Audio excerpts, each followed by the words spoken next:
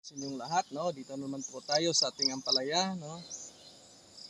Update po tayo kay Galaxy Max F1. So 19 days old, no? Mula nung na-transplant, makikita na po natin mayroon na siyang maliit na bunga. So praise God. So nagpapahiwatig na po ito, no? Na isa sa mabunga ng ating pinaghirapan. So ito po ipapakita po natin. Ng umaga po, ito na po yung ating ampalaya na kung saan nagpapahiwatig na may bunga. Yun po.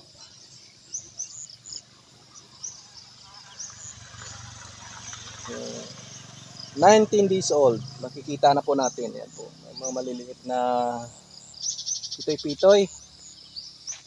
So, yun po. Mabilis lang po, no?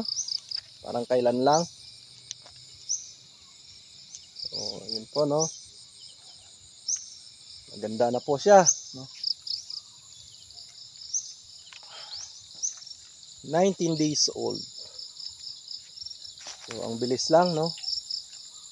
Kahit na ulan na ng malakas, pero makita po natin healthy pa rin yung ating ampalaya. So, praise God, no?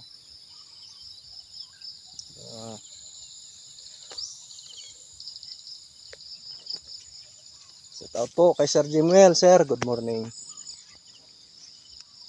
po, no? Makikita po natin. Maganda na sila.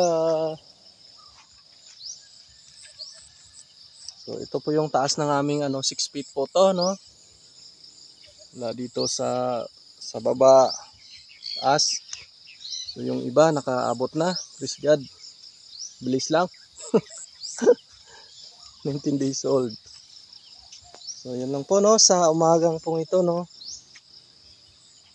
Sana masubaybayan nyo po yung aming pagpalaki ng aming ampalaya. So, kahapon, naka 5th fertilization na po kami, no? 4 na kilos, isang drum na Unique 16. Yun lang po, no? Mapakain namin. Ito po, may maliliit na. So, praise God. Ito po, no? God bless po sa inyong lahat, no? God bless.